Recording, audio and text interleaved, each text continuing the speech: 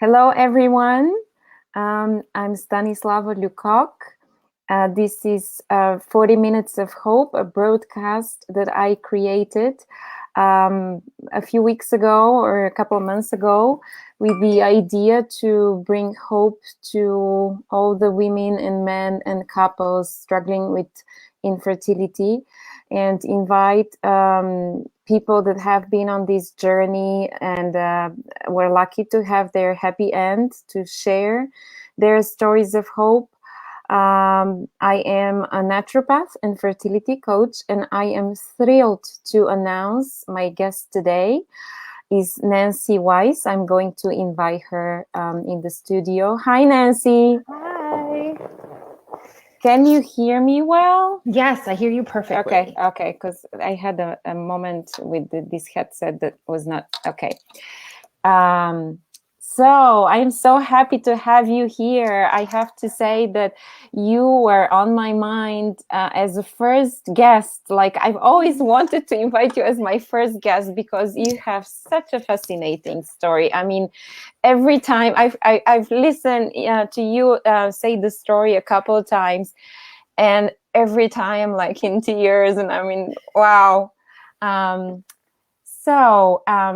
Do you want to just give us a little introduction about yourself? You Sure. are a fertility coach and a Reiki master. Tell us what you do. That's right. Yes. So, hi, everyone. I am Nancy Weiss. I am a fertility coach and I'm a Reiki master. And if you don't know what a Reiki master is, that is a type of energy healing. So I'm also known as like a clairvoyant energy healer, where I do one-on-one energy healing sessions with clients at a distance. And I'm able to read their energy and give them information about that. How cool is that? So, I'm going to ask you more questions about what you do in more detail, but I am in a hurry to start with the question about your personal story, your fertility struggles. You had quite a few of them, and do you mind sharing with everyone your story? Of course. So for me, I met my husband late in life. We didn't meet until we were, I think, 38 years old, a couple of months before I turned 39. So having children wasn't a thing for me for a while. Like I wanted children, but I didn't have the partner that I wanted to be with, for the rest of my life. And I really didn't know how things would turn out. I kind of in my head kept always saying to myself, like, I'm probably going to need IVF one day, and kind of had that in me. And I don't know if it's because I like knew in advance or something, but it was something that I talked about. And so, I met my husband and we knew we wanted children. And so we tried for, I would say, about a year or 10 months naturally, and things weren't happening. And so we went to our IVF clinic. And from there, I did, I think, 4 egg retrievals myself and 5 or 6 transfers. I think 5 transfers. So, each time, sometimes we had, 2 embryos, sometimes we had 11. And we just kept, we kept transferring 2, 3 embryos at a time, 5-day embryos, different things like that. But we weren't having success. During that time, I was working, on my energy. I was working on connecting with my spirit baby. If anyone knows what that's about, we could talk about that later. And so I was connecting with her, and really not knowing how I would get pregnant. I had no idea how this was going to happen. And one day, a nurse that I knew brought up the fact that she had done IVF and that she had 5 embryos left. And she had mentioned to me, she's like, well, some people donate them. And I was like, wait, what are you talking about? I had already been a fertility coach for, I think, 3 years at that point, and never heard of embryo donation or embryo adoption, depending on, people call it different things. Embryo adoption is what I call it. And she said, yes, some people, donate them. And I was like, this sounds insane. This is an incredible idea. And for me, it just felt right. So I immediately went home and I started searching the internet and reaching out to understand what this is all about. And finally decided to go, we have our next appointment with our clinic, and they never even told us either. They always offered us donor eggs. That was all they ever offered us while we were doing, all of our cycles. And donor eggs just didn't feel right for me. And so that's why it really wasn't an option for me. And when next time I went and I said, hey, have you heard of, or do you do embryo donation, embryo adoption? And they said, oh yes, we do. And I'm like, well, how come you haven't told me about this before? And that was it. We were 100% in, me and my husband. We looked at each other and we were like, yes, this is what we want to do. I think it was special too because my husband is adopted from birth, and there was just, I don't know, there was just something really special about it. And so we applied, we went through all these different tests and applications, and we matched ourselves with an embryo, you would say, after, looking through profiles and things like that. And so I had my first daughter, Luna, who was frozen for 13 years. I know, it's crazy. So she was frozen for 13 years. And then once we had a positive pregnancy test, they offered us another embryo in that group of embryos that was left. And they said, we have one left. Do you want it? It's her sibling. And we said, oh my goodness, yes, of course. And that was just 2 weeks after I found out I was pregnant with Luna. So everything was so fresh. And then I waited 2 years because I needed to still get through 9 months of pregnancy and the birth and kind of raising my first daughter before we did our second embryo transfer.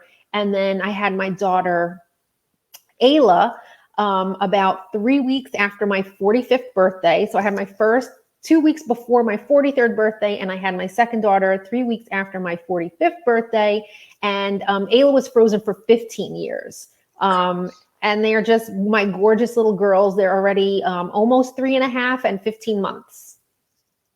That's amazing. I mean, just to think about it, that you have two children that are siblings that have one biological age, but they were before they came to life by birth, as we know, live.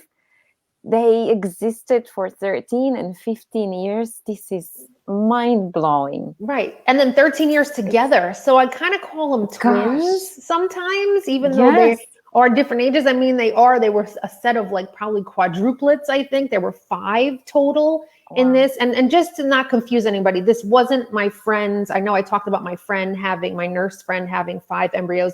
These are not hers, if that maybe confused anybody. These were at the clinic, a couple who had donated their leftover embryos to the clinic.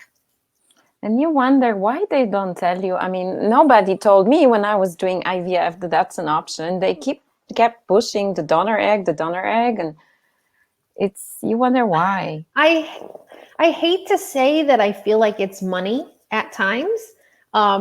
The donor egg program was $18,000 to $20,000 at my clinic. And depending on where you are in the country, it's going to range depending on the area that you're in. San Francisco is going to be different from Illinois, or, Texas versus New York and things like that. When it came down to it, I think I paid less than $3,000. Gosh. So 3,000 versus 20,000. Yeah. I mean, there are pros and cons to it all, but yeah, I think it's about, it could be about money sometimes, or just the lack of popularity. I feel over the last 3 years, embryo adoption has gained a lot of popularity in And the news. And I think you're a big part of that, because you've been such a pioneer talking about this. Yes, I've always been very forthcoming with it, with even on my personal, my personal Facebook page and everyone we know. It's always been a very open story for us. Nothing to be shameful of, nothing to hide, and that's just our personal choice. Good for the children too, eventually to know, that it's just like kind of like a normal thing. It's not a secret.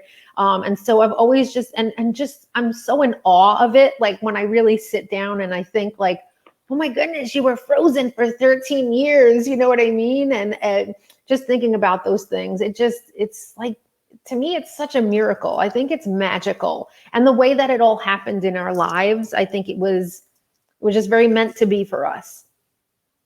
I agree totally.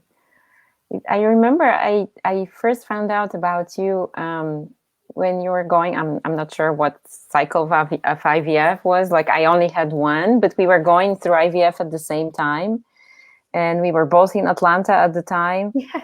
And I have to tell you this now, that after my failed IVF, I got so depressed. I was so down.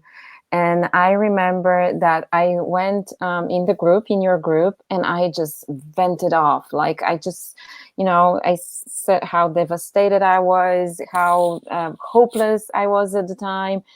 And there was one woman, I'm trying to remember her name at the time, that commented on my vent off there and said, hey, you need to look up this and that person. You need to read this and that book. And she gave me the first push towards what I am doing right now. And then I started studying naturopathy. And so, like, I mean, you have such a special place in my heart, because if it wasn't for your group, like I would not be where I am right now. It's like I got my first push towards my happy ending in your group. So that's incredible.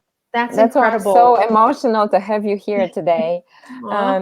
But tell me, I have suggested embryo adoption to a couple of clients, and usually people struggle with this idea big time. And you told us that it kind of came naturally because your husband is adopted, but was it an easy decision? Was it like, what did you have to go through? Did you have to take your time to get to terms with this decision? Tell us a little bit about taking this decision, because that's going to help a lot of people. Yes. I think, first of all, everyone is going to be very different. They're going to, be people that are just like, yes, okay, donor eggs, no problem. Like if you've heard of Sarah Clark before, she went through, issues at the age of 26, and they told her, hey, you need donor eggs. And, she was on board. So for her, it was easier for her to do it. Then there's some people that struggle for years and years and years before they come to terms with having to use donor eggs, donor sperm, donor embryos, whatever that may be. I meant embryo adoption. Did I say donor eggs? Like in my question, I was talking about the decision of embryo adoption. Yeah. Okay. I'm just using it as a general thing with all of these things, with, embryo adoption, all these things of trying to make that decision. It's not an easy decision. For me, I was putting my body through so much. Egg retrieval, every time you have an egg retrieval, it is a surgery. You're being put under anesthesia and you're going into the hospital and you're having a surgery. It's not just like this little thing that's just happening in the gynecologist's office. You're going through an intense, 2 weeks of medication and injections. And then you have to have a transfer. And if you're having a frozen transfer, you're doing 6 weeks of medication, injections, pills, and all these things. And so we kept doing that for about 2.5 years. And I kept doing it over and over and over. I would do it and try, do it and try. And, one, I had a chemical pregnancy, which is a very early miscarriage. But other than that, we weren't getting any younger. I was already, 41 at that point. I really wanted to have my family. And I don't think I could have continued putting myself through what I kept doing with all the drugs and all of that. I did not think I could keep doing that. And so, of course, when I had like my first failed cycle, I'm pretty sure my doctor mentioned donor eggs to me. And I was like, no, don't even talk to me about that. I don't want to hear it. It kind of pissed me off, I think, if I think back about it. I was mad about it because I was like, how dare you ask me that? Like, there's nothing wrong with me. I don't want some other woman with my man. And, like I thought all different types of things like that. And so, yes, it took me time to, I think, work through those things. And I think that that's normal. That's a normal part of it, of trying to accept and understand. And then I think when it finally came up, this idea of embryo adoption, even though I did deal with some emotional issues afterwards still, and I still do, even though I have my daughters, it was an easy yes. It wasn't something I had to force myself into. And I think that that's one of the most important things is when, anyone out there is, looking to do any of this, again, like donor eggs, donor sperm, embryo adoption, it's really about it finally just feeling good to you. There's not going to be any pushback. You're not going to feel like you're forcing yourself. And if you are, then you need to rethink what you're doing, rethink the options. Yeah, it needs to feel right. Exactly. Yeah. So did you learn any lessons from your fertility journey? And do you think there was a purpose in your season of waiting? Oh, yes. I mean, I definitely do. I learned a lot. Well, going through fertility issues helped me have my spiritual awakening again. And, when I first started out as a fertility coach, I was doing things more from I was a holistic health coach. I became a holistic health coach. And then I started having issues with my fertility. And I realized, I need to help other women with this. Because I felt pretty confident in my journey and what I was doing, and how my mindset was. And I said, I need to make sure that I share this with other women. And then as I grew through being a coach and realizing all the stuff that I've been doing in my life on my spiritual journey, I then became more of a spiritual fertility coach. And that's when I started saying, I need to tell women what I'm doing for myself. I'm working with energy healing. I'm working with crystals. I'm working with spirit babies. And that helped me become the healer and coach that I am today. And, all the things that I learned of surrendering, of manifestation, of meditation, and all those things that I did, I learned so much because I was able to really hold on to this faithfulness, I call it unwavering faith, that no matter what, I would become a mom. Like I always say, I don't know when, I didn't know how, but I would be a mama one day. And that was the number one thing for me. And I had to share that lesson share those lessons and learnings with others. Talking about this unwavering faith, I'm remembering something now. It must have been after that failed IVF that we had at the same time, a failed IVF cycle. I remember you posted a picture of yourself with a huge teddy bear that you said you bought, getting ready for your coming baby. I mean, if that's not unwavering faith, I don't know what that is. You feel so beat up and disillusioned after an IVF cycle, and yet you go and you buy a teddy bear. I mean, Yes. So one of the things, I did for myself and also teach people in my group is clearing space to bring your baby in. And meaning space, I talk about energetic space, emotional space, even physical space. And so, like I said, we didn't know like when we were going to get pregnant, but I saw these 5-foot teddy bears at the store near Christmas. And I was like, honey, we need to get one of these. And we had an extra room in our house that would eventually, I was like, this is going to be the baby's room one day. And I put the teddy bear in the corner and I would just go in that room and I would think about the baby being there. And I wasn't pregnant at this time, but I would think about like, oh my God, I can't wait to like for her to have her teddy bear. I always knew it. I knew it would be a girl. So and that was just always in my head. So I was like, I'm going to have this teddy bear for her. And I always kept the door to that room open so that I could see it. And every day when I woke up in the morning, I would open my bedroom door and I would see directly into the baby's room, even though there was no baby. And that was a really important part of my journey in knowing like, no matter what, it's going to happen.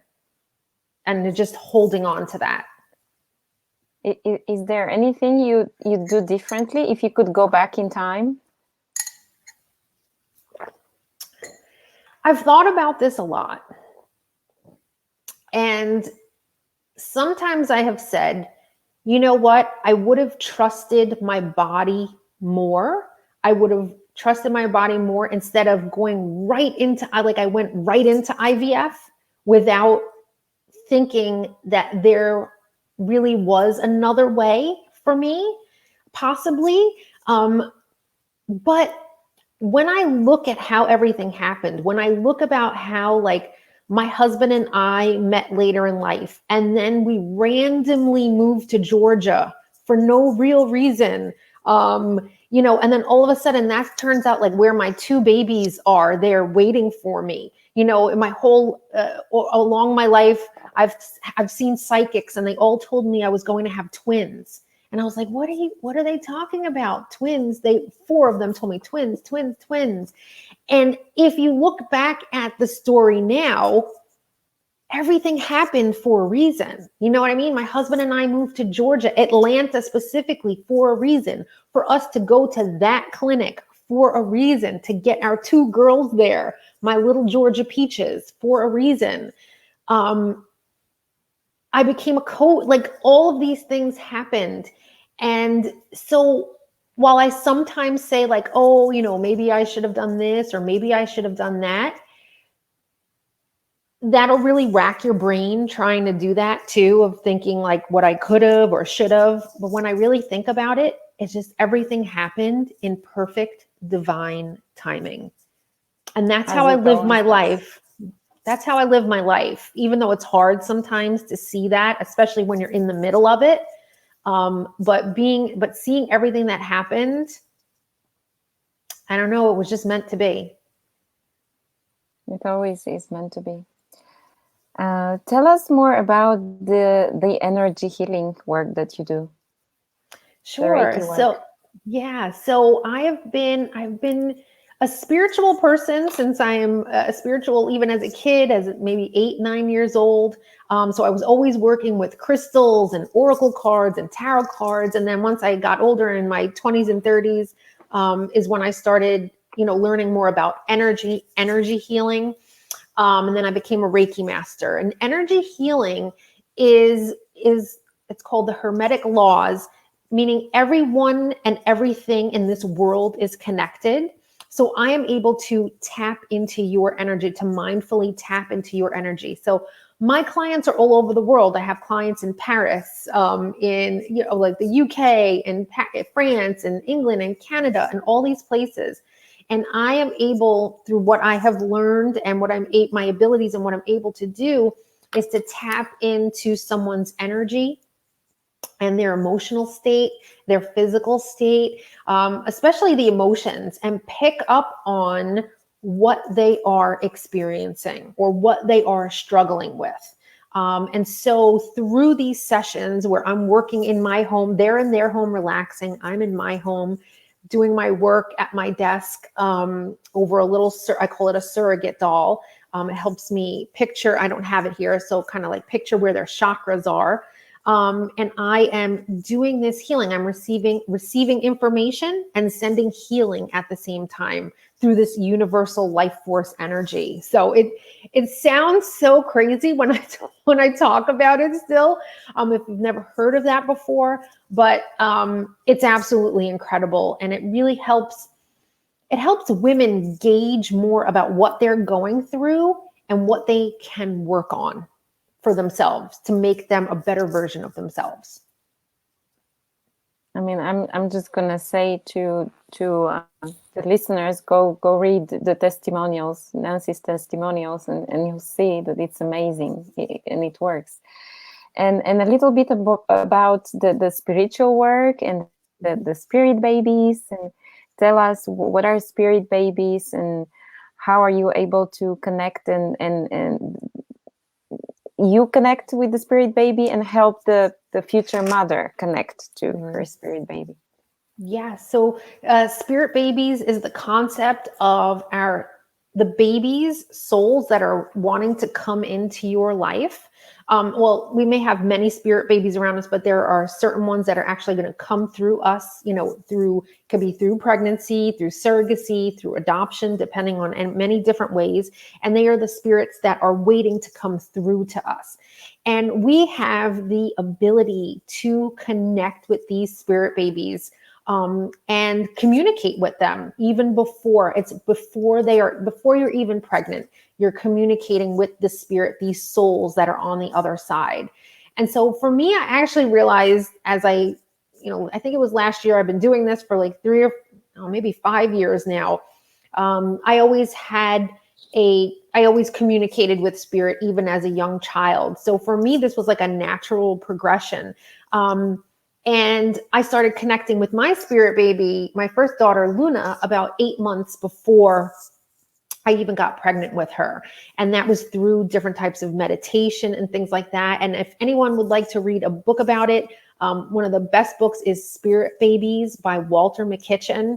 It's an excellent book to learn about the concept of spirit babies and how to connect with them. And so when I do energy healing sessions, I am also able to pick up spirit. And so I may meet a woman's spirit baby in there, and I may see them as a little boy or a little girl. They could be just a dot of like white light, or I could see them as like a 4-year-old that's talking to me. And then, helping women kind of trust their own intuition and doing their own meditations, and then learning how to connect with their own spirit babies in different ways, whether it's receiving signs or having conversation or just sensing that they're there. It's an entire other world. So that's a snippet of it. It's so interesting. It's fascinating. Do you have a particular strategy or a hint on how to help your clients bring back hope? Because a lot of people get disillusioned on this journey and lose hope. They become so desperate at times. What do you do when they're there at the bottom and they need help to be picked up? I think one of the most important things is meeting a client where they're at that moment. I recently started, not recently, it's been months now of working with one of my clients who, when she came to me, she had multiple miscarriages. And basically she said, Nancy, I don't think I want this anymore. I already have a 3-year-old. I don't want to try for another child. I'm done. And I need to heal. I need to heal from this. And so basically meeting her where her at, addressing the grief. I think that's really important too, is addressing the grief and understanding that grief and sadness and this loss of hope is not it's not a bad thing to feel that way, but to honor it and acknowledge it and to work on it as they wish. And I see that there is a transformation when we do that. It's starting to heal the past, which then opens up abilities for hope looking forwards. So now, by the way, my person that didn't want to get pregnant anymore ever again, is now working on that. So she has changed from that to talking to her spirit baby and really saying, you know what, Nancy, if I have another loss, I know that I'll be okay. Whether I do or I don't, I know that everything is going to be all right. And that has come with time. That has come with her working on her meditation and working on her emotions. And so I'm saying, I would think like that one of the biggest things is when you're losing hope is to acknowledge that and to grieve and to work on things slowly by, self-care and things like that. And that, you have the ability to decide, like, you know what, maybe I choose to go a different route now. You know what I mean? Or I feel like we reach these different points in our journey where we then decide like, okay, I'm done and I will be okay, or I'm going to do this and no matter what, I'll be okay. So it's a whole process and very different for each person. And it's also a step-by-step process, taking it one step at a time, be gentle to yourself. Yes. What is your favorite success story? Do you want to share a client success story? Client success story. I want to see which one. Oh my goodness, there's so many. I feel like, do you remember Emma in our group? I'll just give a couple. Emma had 11 miscarriages. 11. I cannot even fathom that. And she just kept applying the different things that I was teaching. She kept applying them, and she wound up having 2 babies after that. Like, she had 11 miscarriages followed by 2 healthy, beautiful babies. Natalie in our group was one of the women that kept having losses. And finally, she started doing the creating space, and she put a little bassinet in her room. She made this whole area for her baby. She now has a 3-year-old, and she has almost the same as us as a 1-year-old. I have my recent client, Jill, who I think she had 3 or 4 losses. And she just recently had twin baby girls. I had another client that she was working on bettering herself. She had a loss, and her next time her baby is just now 3 months old. So there are so many women that just, and you know what? There's also success with women that aren't even pregnant yet. It's how they feel emotionally about themselves, their emotional health and their spiritual health, which is so important, because we need to be the best version of ourselves. You know what I mean? As that we can be. We need to be healthy in ourselves and feeling good about ourselves. And I think that that's really important to say too, that even the women that did not get pregnant or are not pregnant yet are still really happy. They feel refreshed. They feel hope, and they have the tools in order to keep moving forward. So I think that's a success in itself right there. It's so important. I couldn't want to stress it more. I see with my clients, it is so much easier for everybody to apply the physical changes in your lifestyle habits. They start having a healthy diet, they start sleeping well, they start exercising, they detox their household, and things are still not working at times. And it's then when I tell them, actually, your psychological and emotional health is what matters. And it's okay to change things physically, but you cannot keep staying in this doing energy. When it doesn't work, then usually it is an emotional inflammation or something psychologically not all right. And I couldn't stress more on that. It is so important. That's why it's amazing what you do. Do you have any advice, any last words of wisdom for all the women and men, couples struggling with infertility? I think that, I mean, the most important thing that I could tell you is to not give up on yourself, not give up on the process, and to really try to see that there is something greater than you working on all of this. There's a surrender that needs to be done where you kind of just trying not to be in control of everything. And I think that that was the most important thing for me too, was that I couldn't control absolutely everything. I couldn't, and I did at first, you know, I said, oh, this first IVF is going to work and I'm going to get 10 or more eggs. And I tried to control things. And then once I released control, that's when I was free. I felt freedom because I knew that I was able to kind of just work on the faith. I said, you know what? All I can do is work on my faith and my hope and saying, you know what? I don't know how this is going to work. I don't know when this is going to work. I don't know what's going to happen. I just know that eventually it's going to happen. And I let the rest go on by itself. You know what I mean? It doesn't mean I didn't have ups and downs. It didn't mean that I wasn't, you know, upset when I had my early miscarriage. Of course I was.